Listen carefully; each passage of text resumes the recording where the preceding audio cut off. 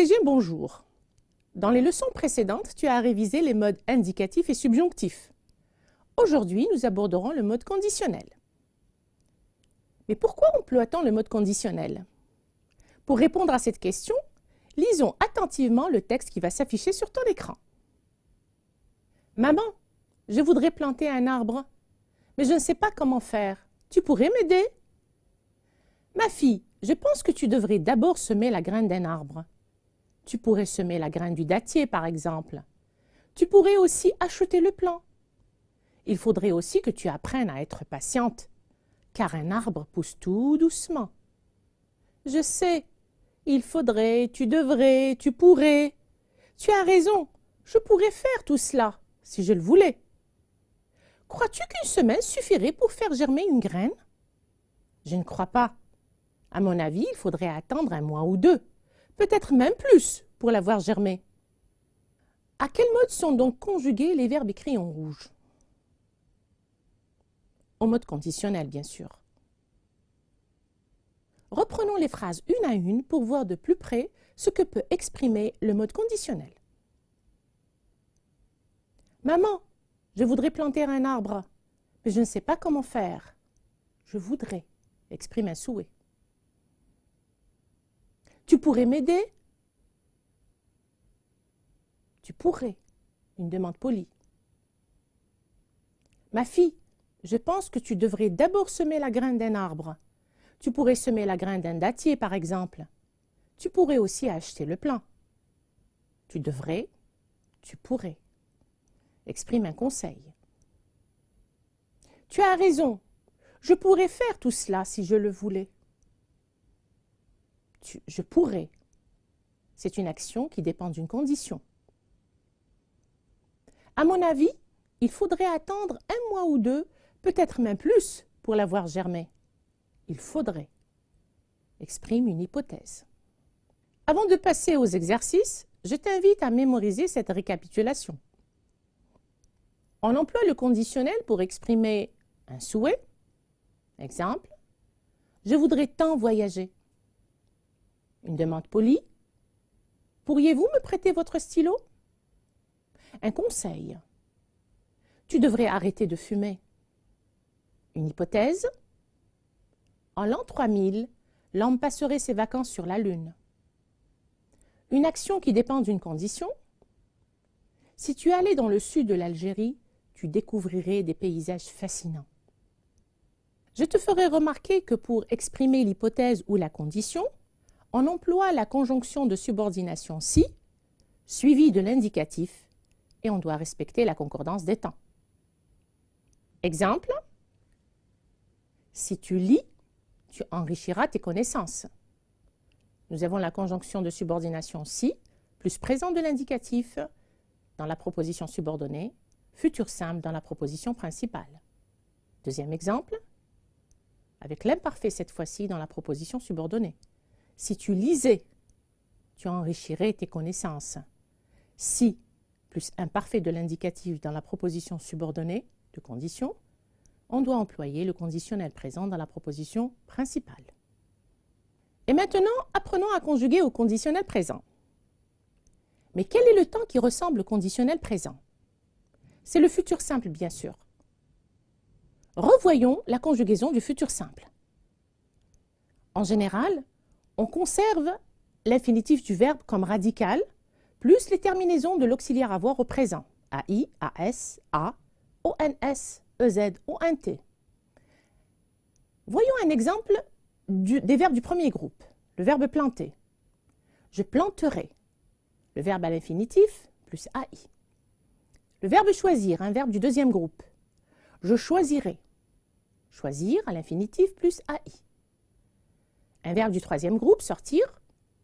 Je sortirai, sortir, plus AI. Les auxiliaires et certains verbes du troisième groupe ont un radical particulier au futur simple. Le verbe avoir, par exemple. J'aurai. Le verbe aller. J'irai. Le verbe être, je serai. Le verbe savoir, je saurai. Venir, je viendrai. Tenir, je tiendrai. Faire, je ferai. Devoir, je devrais. Vouloir, je voudrais. Pouvoir, je pourrais. Voir, je verrai. Courir, je courrai. Mais comment distinguer le futur simple du conditionnel présent? Eh bien, le conditionnel présent se forme sur la base du radical du futur simple plus les terminaisons de l'imparfait, ce qui donnera RAIS, RAIS, RAIT, RIONS, RIEZ, RAIENT. Arrêtons-nous un moment pour une brève récapitulation. Le mode conditionnel exprime un souhait, une demande polie, un conseil, une incertitude, une action soumise à une condition. Quant à sa conjugaison, il se forme sur la base du futur simple avec les terminaisons de l'imparfait. À présent, nous arrivons aux exercices. À toi de jouer. Dans cette première activité qui t'est proposée, tu devras indiquer ce qu'exprime le conditionnel présent dans les phrases qui te sont proposées. Tu devrais relire ton texte. Tu devrais. Le conditionnel exprime un conseil. J'aimerais que nos monuments historiques soient préservés. J'aimerais exprime le souhait. Pourriez-vous m'indiquer où se trouve le parc d'attractions, s'il vous plaît? Pourriez-vous exprime une demande polie. Les ressources naturelles pourraient bien manquer un jour. Pourrait exprime une hypothèse. Si toute la population prenait conscience du danger de la pollution, elle protégerait mieux notre environnement. Protégerait. C'est une action soumise à une condition. Dans ce deuxième exercice, je t'invite à mettre les verbes entre parenthèses au futur simple ou au conditionnel présent. Il se, le verbe pouvoir, qu'il pleuve demain. Et la réponse est il se pourrait qu'il pleuve demain. Vous, le verbe remplir ce formulaire dès que vous le pouvoir. Et nous aurons vous remplirez ce formulaire dès que vous le pourrez. Si j'avais de l'argent, le verbe construire une bibliothèque dans mon village. Si j'avais de l'argent, je construirais une bibliothèque dans mon village. Je te, le verbe rappeler, que tu, le verbe devoir, rendre le compte-rendu demain. Je te rappellerai que tu devras rendre le compte-rendu demain. Avoir-tu un stylo à me prêter? Aurais-tu un stylo à me prêter? Il paraît que nos voisins, le verbe posséder un bateau. Il paraît que nos voisins posséderaient un bateau. Dans ce texte, tu mettras les verbes mis entre parenthèses au conditionnel présent. Je te laisse un moment de réflexion pour mettre les verbes au conditionnel présent.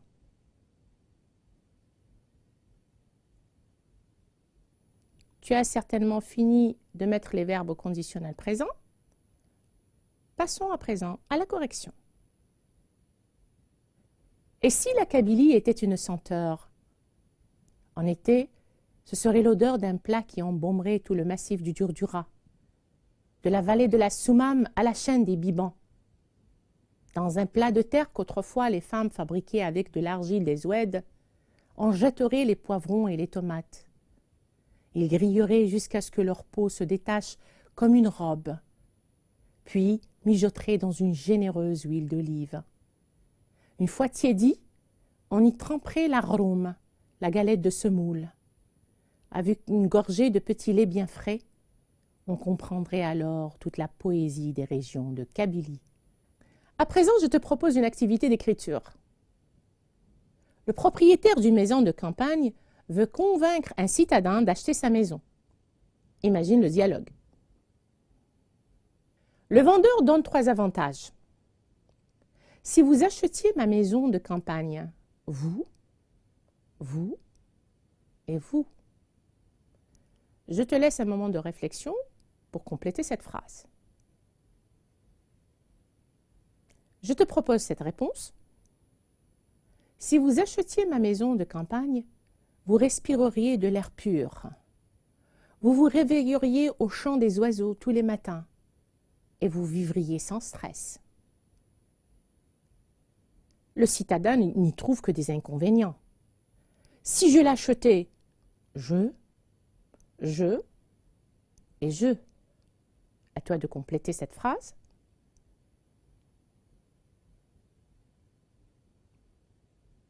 Je te propose ceci. Si je l'achetais, je verrais rarement mes amis. Je ferais plusieurs kilomètres pour faire mes courses. Et je manquerais de distraction. Nous sommes arrivés à la fin de cette émission. J'espère que tu as su en tirer profit. Je te retrouve dans une nouvelle leçon. À bientôt.